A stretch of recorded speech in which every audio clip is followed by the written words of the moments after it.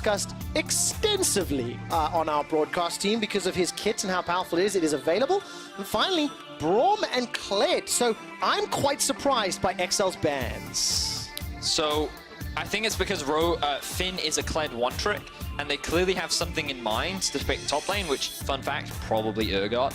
And Finn would probably go to his next best champion, which would then be the Kled that they don't want to have to deal with. So I think they're just taking him away from some of his comfort picks. I really like the fact that Expect is now on the Urgot. I think that he's one of the most reliable players on this team. And by giving him one of the strongest champions in the current meta, going up against Finn, who sometimes even struggled when playing the Urgot last week, means that you're kind of guaranteeing a strong top side of the map. And if they lock in the Sound, it's going to be really easy for Expect to generate a lot of pressure towards the top side. But the cost is that Hiku has Lucian, which is a strong laning champion. Well, super important to note, Expect has played Urgot once before he went unkilled, 5-0-4. And now he's going to be in this favorable matchup, and Hiku plus Vander, can they turn some pressure out onto Jeskla and Kasing? Lucian into Draven, and Kasing's already thrown the Thresh down. Ooh, so I really like this as well because one of the big answers to Lucian's lane dominance is picking Draven, just because he's stronger in terms of early skirmishing and his ability to trade. You pair that up with a Thresh, and you're already guaranteed a very strong 2 versus 2 lane. So I think that for Kasing, it means that he can be that playmaker. He can roam around the map and look for opportunities to make stuff happen. The concern I have is that you're putting Jeskla on the Draven, and his laning phase has been one of his weakest points, and the fact that you're now giving him what should be on paper a winning matchup and putting more emphasis on him to play what is a very challenging champion, especially at high prey, means that XL must have a lot of confidence in him. If there were any 80 carry to let Jeskla go toe-to-toe with and feel confident about it, maybe Hiku would be one of those guys. Somebody with equally questionable laning phases, and definitely not somebody that has been a shining light as far as the bot laners are concerned this spring. But the pressure is on. It's up to XL and Jeskla to turn this around. They know it's going to be into that Lucian Alistair and phase 2 bans. Syndra is taken off the pool. Lissandra, LeBlanc. So the mid pool, or the mid champion pool, is being hit pretty heavily right now. And still no indication in junglers. And we know Kikis, Kikis might just run anything. So what's interesting about these bans is remember that while Finn is a rookie, Special's also a rookie. And last week, these are the 2 champions that he chose to play.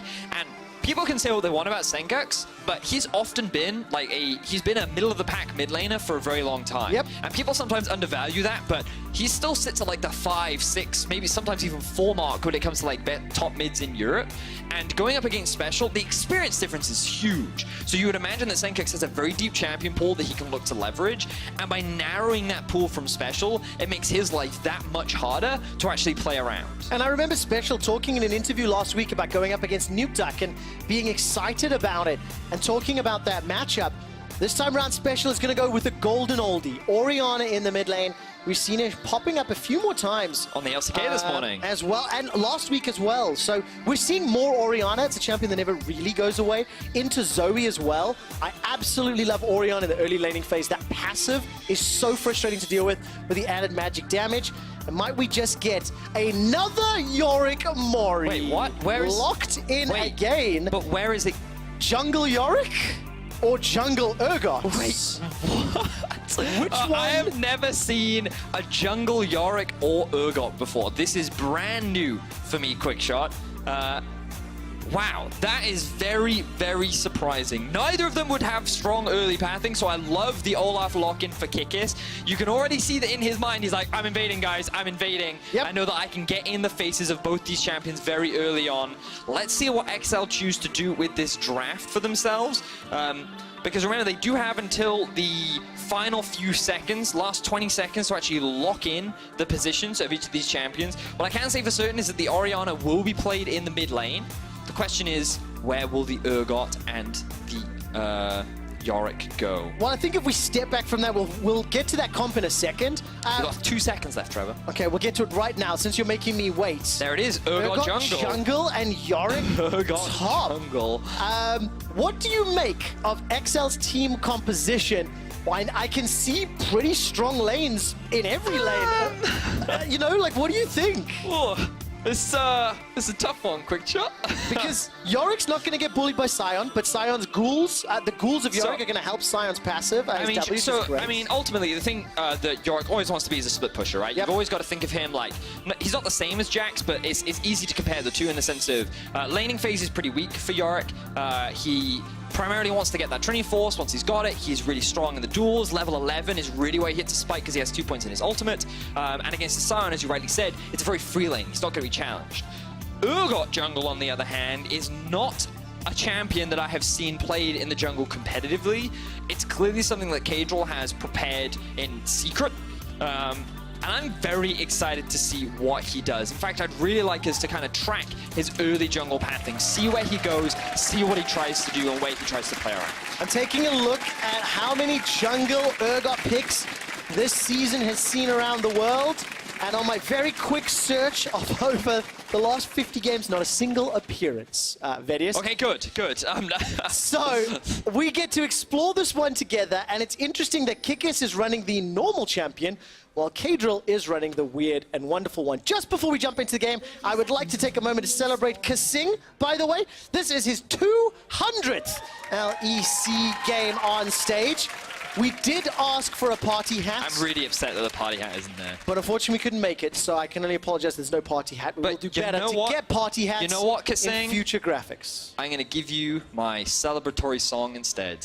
Oh, no. Yay, Kasing! You're old in the LEC now! Woohoo! Moving on with something less awkward. Kadril is now going to be starting. He's got Summoner Spellbook in the jungle that's his fine. Urgot. That's fine. So I really like this once the game plays out and he can swap away from that smite as and when needed. So for any aspiring junglers of the Urgot, he has decided to start with his W. He also, I'm just kind of looking at some of the runes and stuff that he's running. He's gotten 5% in CDR, nothing too crazy. He's taken a little bit more in his attack damage so that he helps kill the jungle early as well. He's obviously taken a couple points in that armor as well so that he helps survive some of that. And I think about, the shield really does help in terms of his jungle clear. I don't think it's going to be a super fast jungle clear, especially compared to an Olaf. We can already see Olaf halfway through completing his Raptors now after already picking up the red buff, while only the blue has been completed. So Kadril, what he's actually going to do is go straight from his blue to his red buff to ensure that Olaf doesn't try anything sneaky and try and steal one of these two big buffs away from him. And I guess it would be pretty problematic if Olaf were to pick a fight early on. Taking a look up at that top lane, of course, as you mentioned, Vedius, very early on, Yorick is going to have some struggles into this Sion.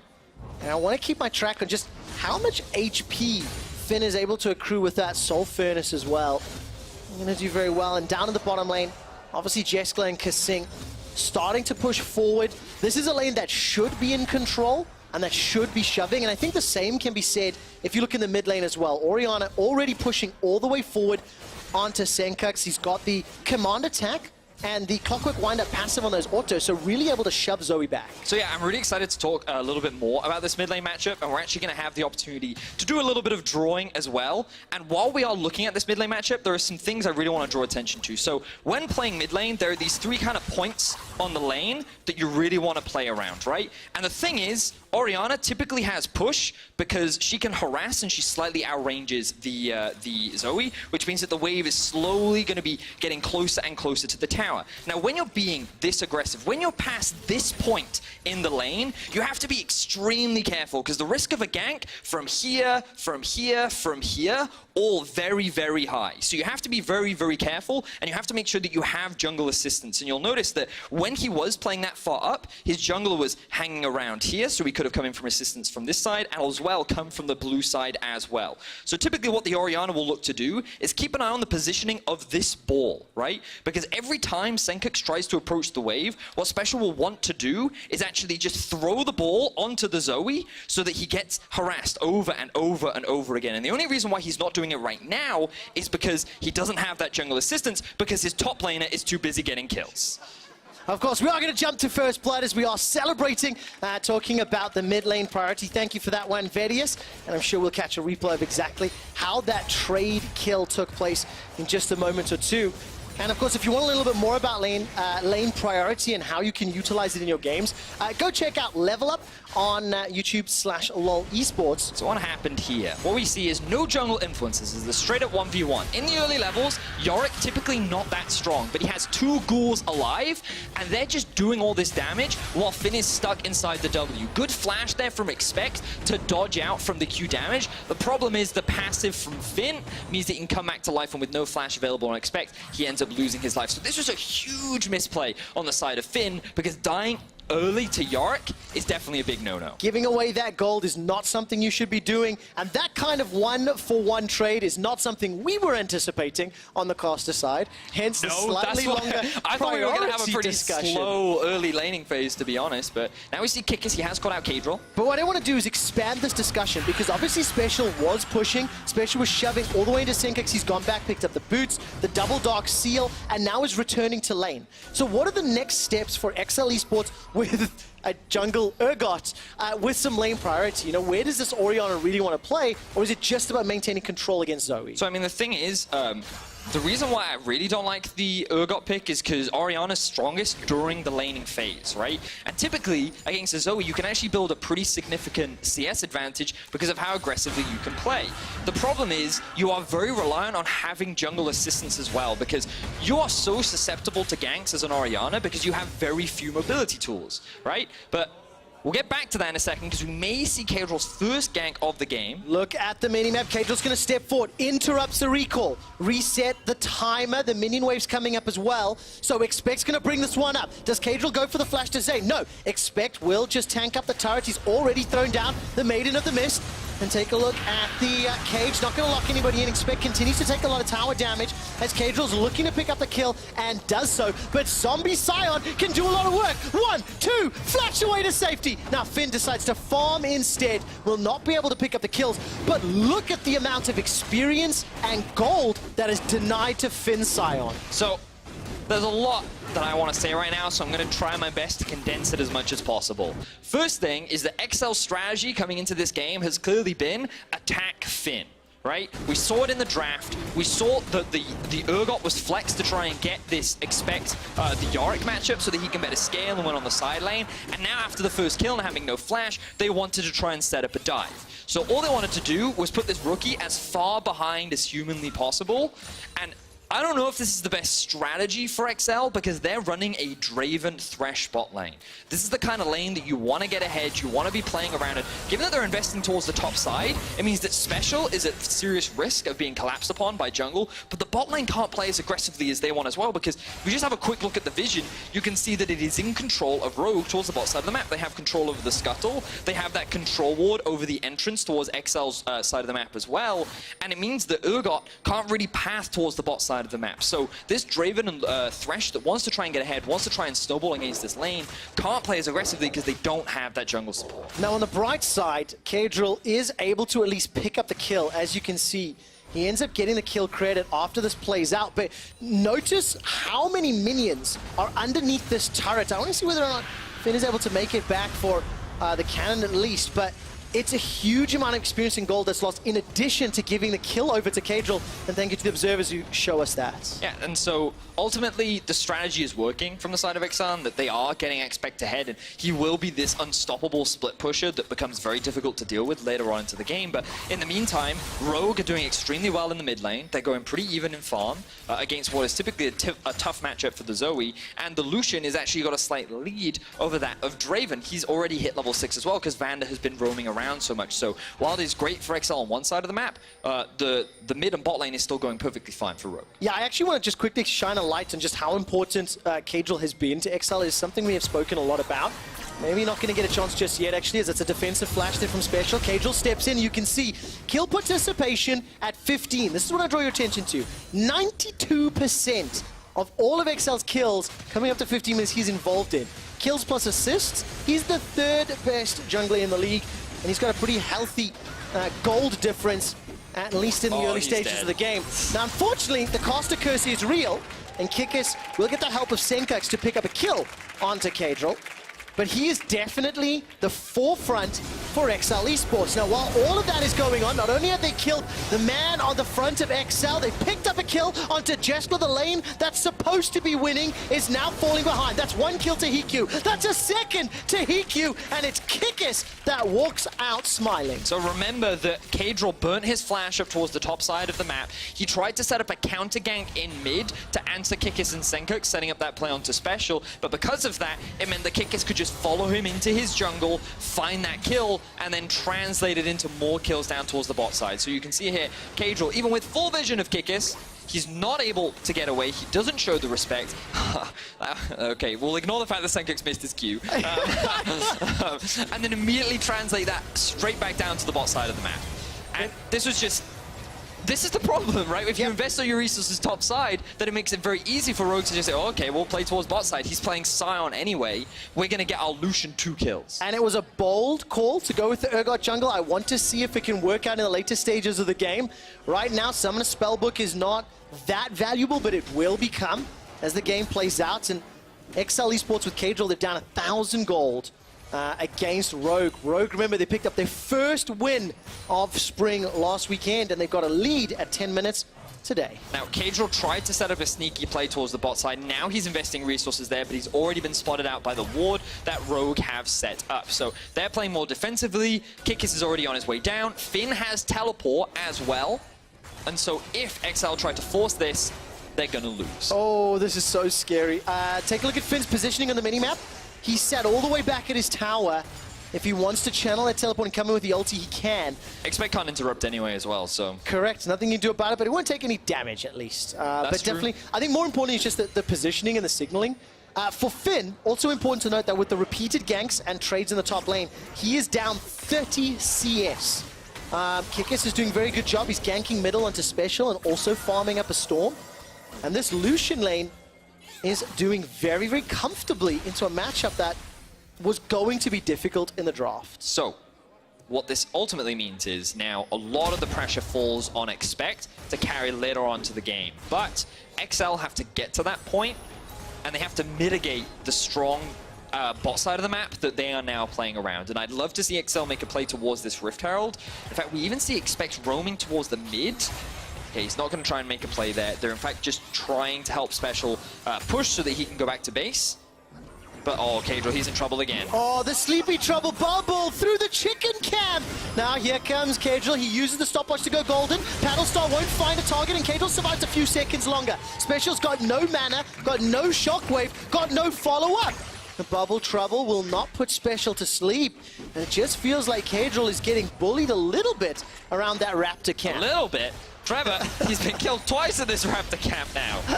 Poor man can't jungle, but this is the risk that you run when playing the Urgot. Olaf, so strong in the early levels because of just his raw stats and spammability of his undertow means that he can easily stick onto the Olaf, out-trade him in the early game, and find all the... It helps when the Sleepy Trouble bubble almost always lands. Yeah, I mean, going through the terrain is just so frustrating to deal with, and Kikis just slaps him with a pork chop and is able to easily pick up yet another kill. Kikis is Olaf 2-0-1. He swung around to pick up the second dragon of the game now. So that's Earth as well as the Cloud Drake and the Mountain Drake, rather. Secured both of those. And this means that Rogue just continue to extend this lead. They continue to push further forward. Rogue are going to be very content with how this early game has gone. But XL, they've started off the Herald, and it looks like Rogue initiated that lane swap already. You can see Hikyu up in the top lane. So this is what I wanted to see from XL. The problem is they may have been a little bit too slow to it because, as you identified, Rogue's bot lane has swapped towards the top side of the map, and they're in a position to contest. Look at the positioning of Jesper. He's going to get there slower than Hikyu, but Zoe isn't in the fight yet. So XL will secure it. This is a bad fight for Rogue. All right, Vander decides to jump in. The Flay delays the Pulverize. Shockwave catches the crab. That's not good enough, Special. Sleepy Trouble Bubble once again lands onto Kadril. He's able to take the Lantern to safety, but the Herald was secured, and I think they managed to pick up the Eye as well. XL unable to find a kill, but they escape with their lives. So that was a bit of a crazy exchange there. No idea why Vander decided to engage when Senkux and Kikis weren't in position to follow up. That could have been disaster if it weren't for the fact that Alistar does have that very potent ultimate that obviously reduces a lot of that damage. But XL as well, they didn't have their AD carry in position to really help them, and so should a fight have actually started there, it could have ended in disaster, but I think Rogue were a little too slow to start the fight, but at the same time, XL, they missed the shockwave, Cadril again got hit by another Sleepy Trouble Bubble, and so like, it was a pretty messy fight on both sides. It was, and it's Rogue that maintained control. We're getting to the 15-minute mark. Look at the item differences between these teams. Sunfire Cape, Black Cleaver, Blade of the Ruined King. So he's got an easy large rod as well as the Sochi, so yet to complete the tier 1 or the full build item. But it's thrift shopping for everybody on XL. Still yet to complete their first item. Expect does not have access to his Trinity Force yet, but Expect will get some help from the Rift Herald, and it feels like all the summonables in the game going to be helping knock down this tower. This should be the first of the game, actually. Depends how quickly Hiku can do work, but this will be tower. The first tower of the game secured by XL. But I'm just, again, keeping my eyes on the jungle. Look where Kikis is. Already up on the top side, constantly playing around his duo, and just making sure that he's getting deep vision and stealing away camps. He's now at 97 CS to the 62 of Cadril, and it means that they can also look to set up a play onto Special. He's very aware of the potential dive, so he disengages. But Rogue continuing to keep pressure, and again, the emphasis falls onto Expect in this side lane. He is so much stronger than Finn. They secured a tower for him. He gets the first Blood Tower gold. He has the Trinity Force complete, and he's at level 11. So for me, this is where Urgot really turns on as a champion, and is very, very difficult to deal with in a side lane. Okay, we'll see if Cadril can get a chance. Do you mean Yorick turns on? Yorick, what did I say? You said Urgot. Oh, sorry, I meant Yorick. Definitely meant Yorick. Confused me for a second. But yes, Trinity Force picked up. Expect is now activated, and the man that could be giving him trouble, if Kikis decides to come down to that lane and help Finn out. Kikis, of course, has played fantastically. 2-0-1 on the Olaf. Last weekend, he played the Pantheon. Yep. Went 2-1-6, and was one of the instrumental members in taking down Misfits Gaming. And you can see him making his way to the mid lane with the help of Vanda. If you look at the minimap, oh, his Sion ulti is coming down with the unstoppable onslaught. Very good flash from Special. Sleepy Trouble Bubble will lock down Special, but summon a spell secured. So if they rinse and repeat, they can find that kill a second time. But I think it's so important that XL are defending this mid outer for now. They want to try and keep it alive for as long as possible, because Orianna, as a champion, wants the laning phase to last as long as possible. She wants to have 2 items before she really leaves, because then she can go straight into team fighting, which is where she's at her strongest. So the sooner Rogue can take this tower down, the harder it becomes for Orianna to play the game, because you really don't want to send her off into a side lane, because it gets very easy to kill her with her low mobility and just general squishiness. Yeah, really, really difficult situation. Of course, next game after this, Splice versus Vitality, and Fnatic versus Origin later today. Before that, Rogue are looking to pick up their second win of spring and force a tie scoreline of XL at 2-9. Kikis is now locked inside the Dark Procession. He literally just gets chunked down. Yorick activated, Kikis deactivated. I thought you were going to go somewhere cool with that. I know, I had some old lines. I'm like, no, I can't reuse them. So, nevertheless, I mean, Kikis just literally got run down. What about chunked out? Yorick activated, Kikis laminated. What about laminated? Because that doesn't make sense at all. It's funny though. Kikis lamented, maybe. It's a bit sad, but doesn't quite fit. And while all that's going on, Jeskla was able to take down the top outer turret. I mean, that's just a mistake from Kikis, just running straight into Yorick. I think this is the classic, I can deal with this, and people always forget the level 11 Yorick power spike, and I'm telling you. Oh, so he actually gets a flash from earlier. This is something we didn't talk about. That's why he couldn't escape. The fact that the W, really good against champions like Olaf, who have no dashes and can get out of it. So then Kikis walks in, he thinks in a 2v1 he can take this. You can't! No. It's Yorick! Yorick, he's just too strong at level 11. Oh, just absolutely melted. Look, if there were a time to make a mistake and go, oh, so he has that much damage? This is the time to do it when you still have a gold lead, when you're still in control of the game, and when Cadril is being shot like a fish in a barrel. Cadril is really struggling to find an impact on this Urgot. He's down 30 CS to Kikis. And yes, there is going to be some scaling and some tools that Urgot can play with later in the game, but he may not be able to stay alive long enough to make use of them if this continues. So I'll be honest, I haven't been impressed with the Urgot jungle so far. I feel like all it's done is get invaded on and offer little pressure for his laners that have been pretty reliant on jungle pressure when you're going for a Draven and an Orianna. And, like, just look at the CS differences. You can see both mid and AD for Rogue pretty much perfect farm. Yeah. 10 CS per minute, very healthy, good amount of gold. Draven, 2,000 gold behind the Lucian. No one wants to see that. It is definitely not a happy place for Jessica to be in. So I feel like this jungle pick has definitely hurt XL's early game. And right now, what they're kind of relying on is, again, we said it multiple times, X-Specs in a side lane. He is this unstoppable monster. He is very strong in these skirmishes. 1v1s, 2v2s, he can outplay them all. So how does Rogue stop him then?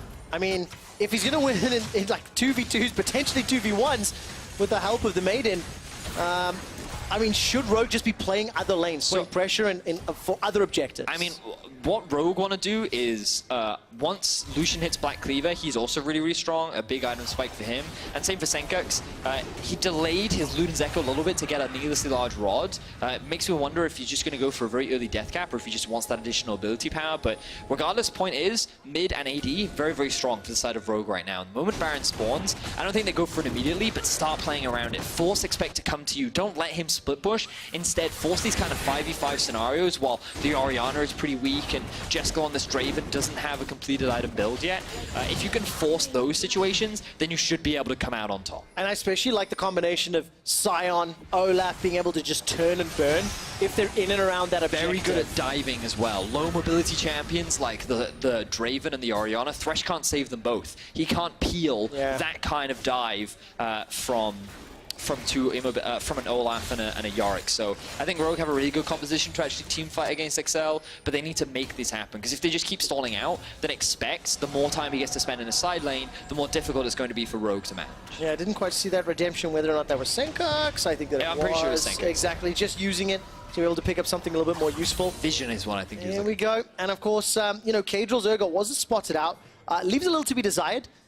As does Jessica's Draven, to be fair. Now, the team did not play around him either or try to activate him necessarily in the early stages of the game, but down 30 CS to a Lucian who already has Black Cleaver as well as Blade of the Ruin King completed. It's going to be a little bit more of a difficult mid-game coming into Lucian, who's going to offer a lot of versatility and tools and mobility to play around and dodge the Shockwave, for example, and try to get out of the Dark Procession that Expect's going to be looking to put down. So you can see Rogue putting pressure on 3 lanes. They shoved all the way into bottom. Expect caught at the inner turret. Hikyu's playing top lane, and Senkux just keeps slowly chipping away and slowly pushing the Vision line deeper into XL's jungle. So I'm looking at the Vision, not yet committing to Baron Vision, but you can feel like it's on the cards. Yeah, they're setting it up. Coming. Right now, what Rogue did first was gain control of the river, which is the first step. And then what they did was start pushing their vision slightly deeper. And so what it means is XL is forced to use their vision to just clear out their half of the map.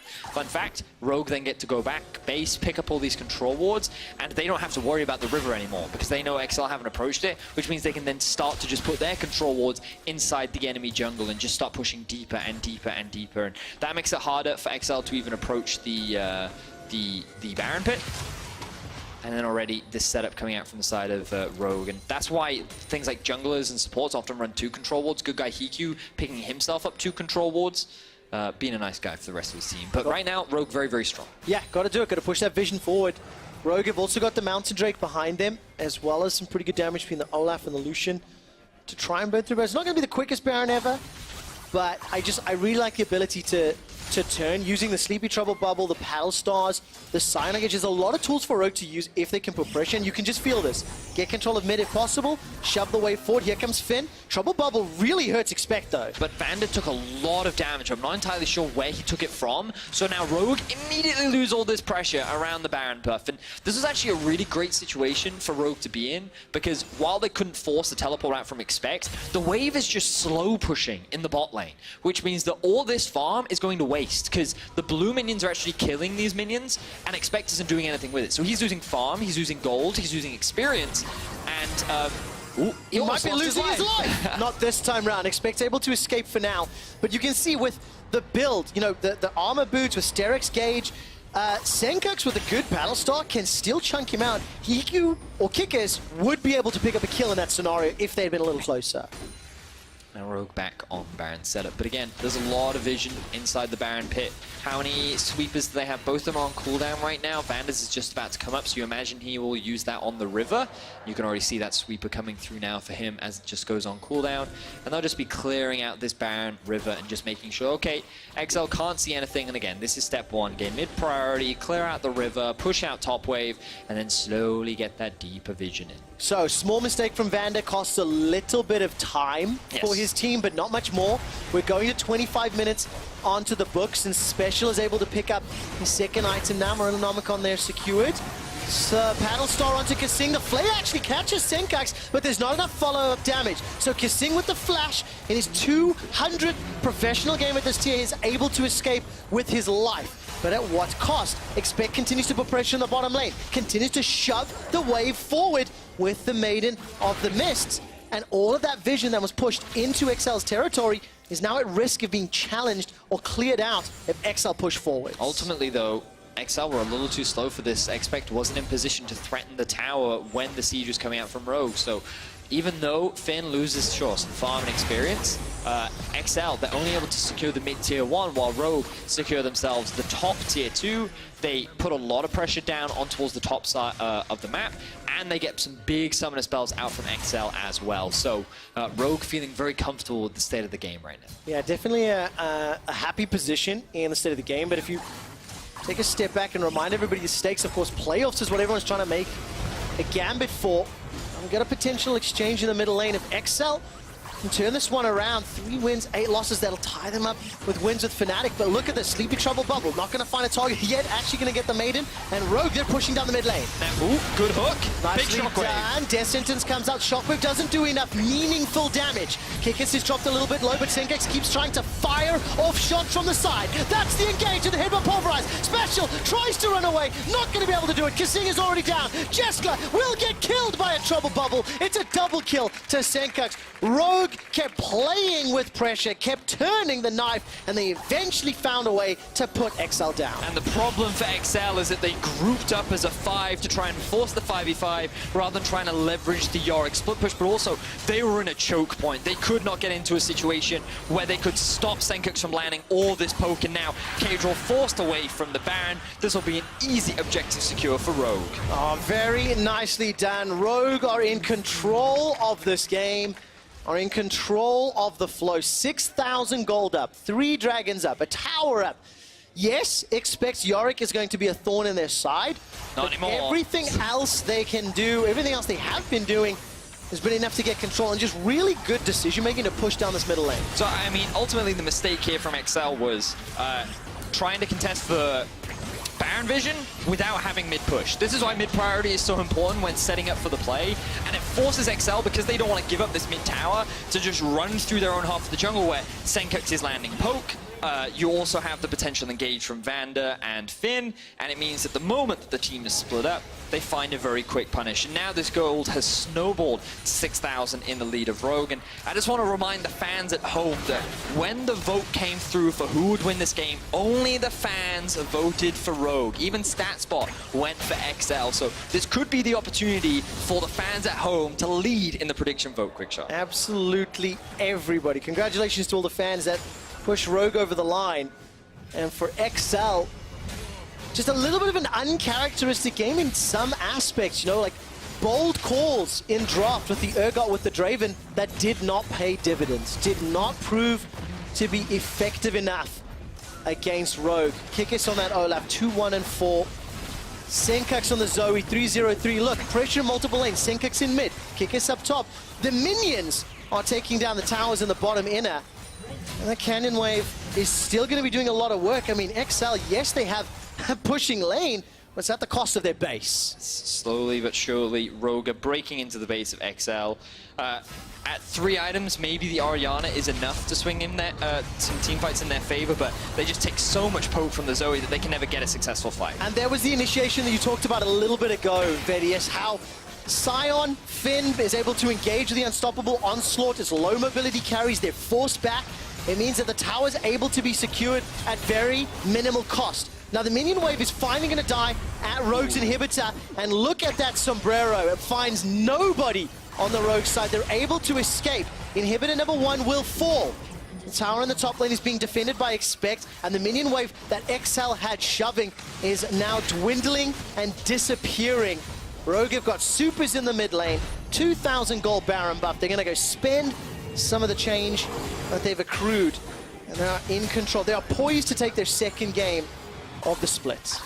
And XL, the only reason why they were able to get that bot tower is because one of the little ghouls from Expect was just gnawing its way through the tower. I'm surprised that the ghoul could actually be that far away from him without needing either the Maiden of the Mist or Yorick to be nearby, but today I learned those ghouls can just live their own life. They can just do whatever they want.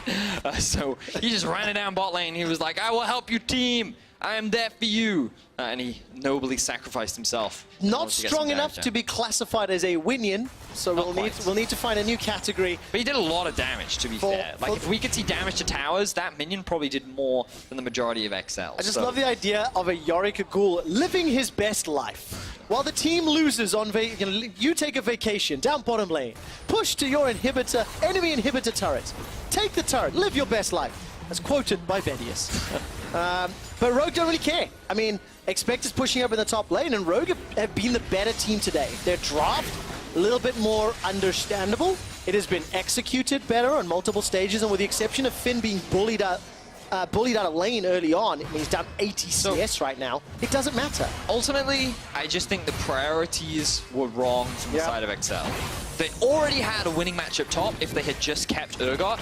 All they needed was a strong early game jungler like Olaf to just help play around their mid and bot side of the map. And if they had done that, I think their laning phase would have been way stronger. Orianna could have afforded to play super aggressively. I mean, we did that cool breakdown early on where Orianna likes to play that far forward in the lane, but only can do it when she has jungle assistance. And the fact is she never got jungle assistance. The Draven Thresh lane never got jungle assistance, while Kikis was just like snowball, snowball, snowball, snowball, and he entirely played around the bot side of the map. And right now, that is where Rogue have control. I mean, he just punished Cajal in his Raptor camps, multiple times with the help of Senkax. That gold graph that was just on your screen before 30 minutes showed the scale. XL managed a 900 gold advantage early on, and Rogue's current gold lead is around 6,000 gold, so significantly more one-sided. This is an interesting result if Rogue close this out, because if Rogue pick up a win, and it is very likely that they will, the teams that are currently in the battle for 6th, 7th, and 8th, for example, are actually a little bit more comfortable. Yep. With XL and Rogue being at 2 wins, 9 losses, assuming Rogue win, that actually means that teams that have 4 or 5 or 6 wins feel a little bit more comfortable. There's a little more distance between the 9th and the 10th place teams who could have been chasing them if they were to secure any losses. So this is hugely, hugely impactful for the playoff race when you project forward and you look at potentially 7 or 8 teams who are competing for a playoff berth. And also, let's not discount the fact Rogue could go 8-0 from hero out, right? I mean, I think H2K did something similar. The likelihood's very low, but it is possible. They were 2-7 in spring of last year, and then they actually made it all the way to playoffs. They did. I think they finished 8-10 by the end of the split due to head-to-heads and tiebreakers. They were able to advance to playoffs. So, look, the possibility is there. The fans at home believed in Rogue, predicted Rogue to win, and Rogue are 1 Baron away from taking down XL. So now, with that huge chunk of damage landed from Senkax, Rogue can just immediately go to the Baron and say, well, you don't have a mid laner, so we can just start this. And we're really not that scared. So here we are. That Baron is being melted through. Senkax is zoning away XL right now. Sleepy Trouble Bubble is magnetically attracted to Cajal. He once again gets caught out. Now Baron is helping up. Baron actually chunks down Kikis. His GA gets popped, and Rogue is now running for his life. It's actually Expect that's in the front in the thick of things. Look at Senkax. He's going to get caught up by the shockwave. It's a trade 1-for-1 thus far. That was a shutdown kill in reply for Expect's life, who's probably the scariest member on XL. Hiku now chases all the way forward. Hiku, you're on the wrong side of the rift, buddy. He's going to get caught, devoured, feared beyond death. And now Finn forced to flash and run for his life. We just said that Rogue were in control, and XL say not today. The carries of Rogue are actually trolling. Senkax just flashed. Senkax flashed into the enemy team to kill himself, and then Hiku does the same thing. The two massive carries literally just killed themselves, and they could give away a Baron to XL. This is unbelievable. Will Kikis be able to get into the pit and try to challenge this one? Jessica now steps all the way forward. He's got that Bloodthirster and IE to do some damage. Finn steps in as well. Unstoppable Onslaught. Engaged from Vander. This is a multi-man fight, and the Baron was helping out Rogue. They've taken down Jessica. Decimating Smash comes up. This fight's gone so long. Another Shockwave's come up. A long-range death sentence from Kasing into the Flay. Now Cagel's trying to get one out. Clockwork wind-up. Auto manages to pick up a kill into Kikis. That's a second as he picks up a kill into Finn. Now Zombie Scion looks for Cagel. Disdain buys some time, and the Baron gets turned on once again. Here comes Senkux. Get Paddle Storm! Oh my! Sleepy Trouble Bobble, and Expect picks up the Baron. XL Esports are trying to escape with it as Vander's looking for Expect. Here comes another engage. Senkux turns this one around as the Sleepy Trouble Bubble's dodged away from. EQ's respawn and pushes onto the Maiden. XL get Baron, and this game feels reset. Oh my god. So I thought Seikos actually stole that Baron then. It went down to 23 HP. So alright, so let's keep your eyes on Senkux and Hiku in this fight, right? Forget about the fact that the Yorick died. This really isn't that important right now. Just watch the Zoe. First of all, flashes in, misses the Q. Now the flash was actually from the W here, but then she doesn't have any summoner spells left, which means that it's really easy for Special and Jessica to get the kill. The big downside is Kasing gets the 1,000 gold, which isn't ideal for them. Now, here Hiku sees Special isolated, so he then flashes in and then says, you know what? Oh, we can just get a free kill here. And then Kadro gets this huge AoE fear of turning this into a 4 versus 3. Well, I believe the term is, I'm helping. Oh, man, that was awful. Anyway, going back to the Baron, right? So now the Baron actually starts off, and this just gets chaotic because there are 3 tanks on the side of Rogue that can just tank this up, and Jessica's stuck in the pit, which means that there's nothing that he can do because he's now stuck in the pit. There are 3 tanks, not the best positioning in the world, and then a Shockwave comes through, right? And you're thinking, okay, this is pretty close. This is a tense fight. The TP comes through, and XL can finally swing it back in their favor, but there's another thing going on, Trevor. I can't keep track of everything. Trying to make sense of this game, and XL, they're right back in it. I had written them off dead to rights. They had lost this game. But now, with this passage of play, punishing Senkux and Hiku and the rest of Rogue, XL, despite being down 5,000 gold, despite picking up Baron, their Baron power play is negative gold right now. Keep an eye on that tracker in the top right. This is problematic for XL, but I think crucially, Vedius, they've bought themselves some time. They've bought themselves a few more crucial minutes. Kadril now has 2 items. He's got Stoneplay, he's got Black Cleaver. He has the ability to be more useful as this game is cresting 36 minutes. All right, so as well, the Draven has 3 items, which is really good for him. Death Cap has been completed for the Orianna, and just look at the amount of magic resistance on the side of Rogue. Fun fact, there isn't any, which means that if he lands a really good Shockwave, and he's had some pretty good ones this game so far, it's just, unfortunately, hasn't had the damage to convert it yet, so now he should. Level 18 Ori, very, very strong point in the game. So I just, like, quick shot, I just want to throw your mind back to Origin versus Rocket all those years ago. I'm having a lot of feelings right now. The Tele-Clown Wars, I believe that is what that series was called. I don't know who's going to win this game, and that's what makes it exciting right now. Now, the reason that callback is very important for those of you who may not know it, about 6 Barons went down in that game. It took a long time for the number 9 and the number 10 teams to kill each other. Here we go. Let's see whether or not Rogue can interrupt it. Finn gets locked inside the pit. The Shockwave simply does nothing. Inhibitor will be taken out by Rogue, and Baron expires in 15 seconds. Remember, Elder Dragon was secured by Rogue. They've got themselves another 40 seconds of the buff. Kasing is forced to flash away to safety. Jessica's able to dodge and duck and weave away from the culling. Finn has taken a whole lot of damage. He's turned to 2,000 HP, forced away.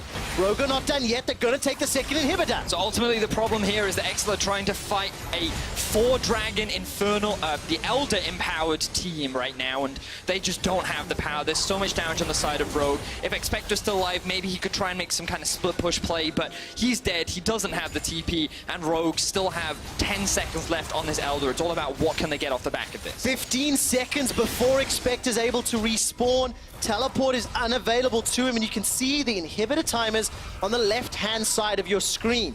Fans at home, are you starting to sweat, or are you confident that Rogue will still win this game? because of course you're the only guys that voted for them. The rest of us all felt that XL would come back.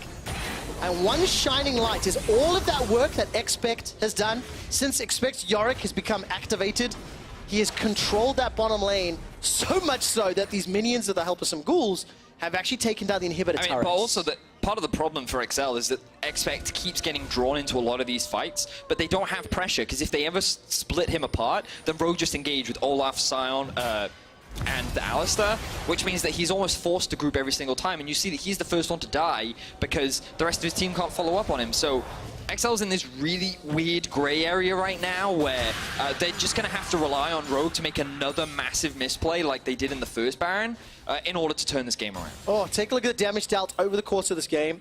If a player on Baron happens, like you just mentioned, Vedis, this will help Special out. He's got that Void Staff, Death Cap, Ludens, Murlonomicon, dealt a lot of team damage for his squad, and surprising that Expect is doing so well on a champion that's traditionally spent a lot of time alone in a side lane. So what I also find quite interesting is the fact that because Rogue are mostly nearing their full build, they actually have no control wards, so they're pretty dark across the map, but they don't care. They're going for a fight. Take a look at Finn's HP, 5,300 as he's pushing forward. Inhibitor tower is down, the death sentence catches onto Hikyu, but he manages to escape with his life for now. They manage to kill the inhibitor, but nobody's dead just yet. Jesko forced to run for his life. GA gets popped from Hikyu, and Cagel is looking to get one into Senkax. Sleepy Trouble Bubble will not be enough to kill just yet. Senkax manages to find it, uses the Paddle Star. In the back end though, Finn and Hikyu and Kikis are running for their lives. Expect is in a 1-on-3. He locks Finn inside the Dark Procession. That gets one, turns his attention to Vander. That's a double. Expect is carrying XL's lives, turning his attention to Hikyu. He's not done yet. GA gets popped. When he comes back up, there's two members to deal with. He's got a Lantern to escape too. He rides a Lantern to safety. XL still need to deal with 101 supers inside their base. Unfortunately for XL, while they may have come out just barely on top in this fight, they've lost their whole base. Only one Nexus tower stands in Rogue's way right now of securing this game.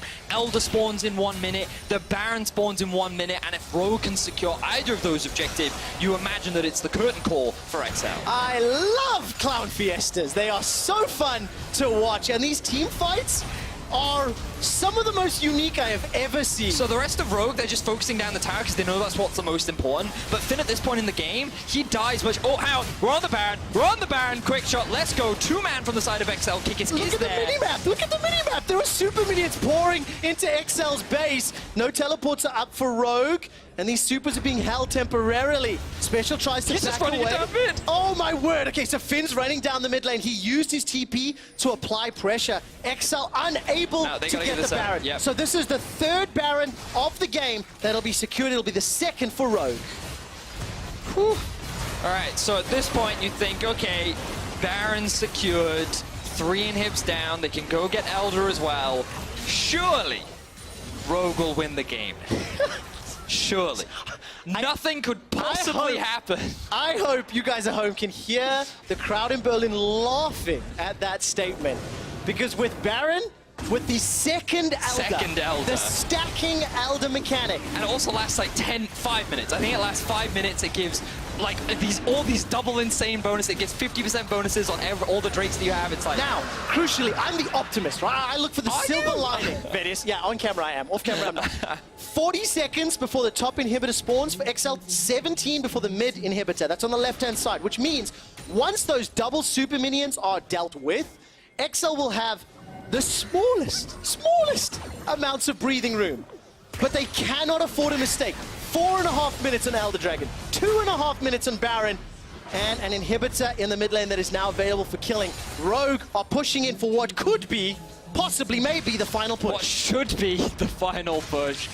It would be a miracle for a team to turn this one around. Somebody cue the final countdown music, because this could be the fight. Where is Finn? Finn has thrown himself into battle time and time again with mixed results, but with Special getting chunked down and zoned away. Here comes Kikis. He's Ragnarocking in for the fight. The inhibitor in the middle is secured. The inhibitor at the top is about to fall. Cagel's run for his life. Jungle Urgot's done nothing for this game. And here comes Finn. The unstoppable onslaught gets flayed into the box. Shotgun comes out. The Nexus is the focus. Rogue activated. XL obliterated. The look on Kikis' face. Relief as Rogue finally find the win. Oh man, that was closer than it should have been. Congratulations to all of the fans at home that voted in support of Rogue Esports, bumping Excel down, picking up their second win of the spring split. It was a bumpy ride, but it was an exciting one. Whew.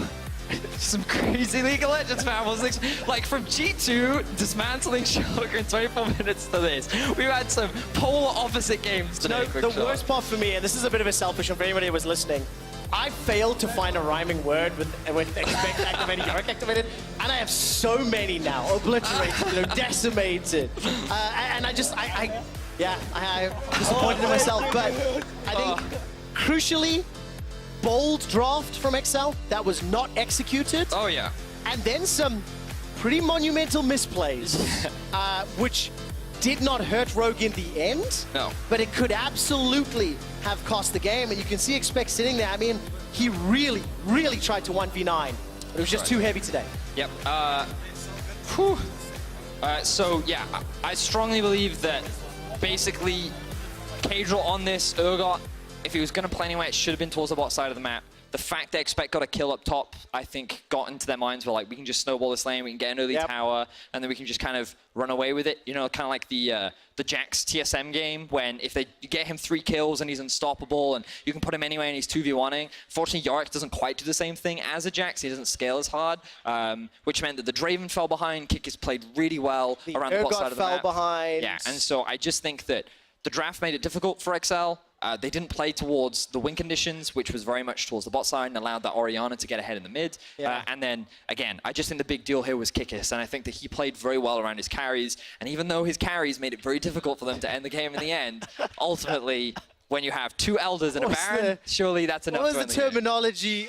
Trolling, maybe, I think? Maybe I was a little strong there. Oh, I loved it, though. Listen, Kikis is one of the suggestions for Key Player of the Game, along with Senkux and with Vanda. You guys can go vote by jumping at LOL Esports. Remember, you can also earn experience, icons, blue essence, and more by watching the LEC on watch.lolesports.com. In addition to this, you also get updated stats, includes skill level order. It's a slightly different viewing experience. It's actually what I personally watch at home. And the interesting thing about this result is how the playoff race has now heated up. Number 9 and number 10, 2 wins, 9 losses. There's distance between them and 7 and 8. What you're actually saying is Rogue is catching up to Fnatic. Rogue is indeed catching up Fnatic. For more on Rogue's win today, let's hear from Dracos. Kikis. Thank you very much, gentlemen. Kikis, that was a wild game. So I'm curious right off the bat, how did you feel about the team's performance today? It wasn't a good game of League of Legends, and I think every one of us realizes that we didn't play clean, and it took us way too long to finish the game from how ahead we are. I mean, we had to take 2 L's, right? And then we still kind of struggled to finish. I think this game should have been like 25, 30 minutes max instead of 40. So that's why you don't really see us being happy after the win. At the end of the day, it was still a win. Now I'm curious, Cadril locked in Urgot jungle. Was this something that you guys were ready for? Were you surprised when you saw it? How do you think it worked out as well in the game? We played once against it. I'm pretty surprised that he decided to, because it's a pocket pick, right?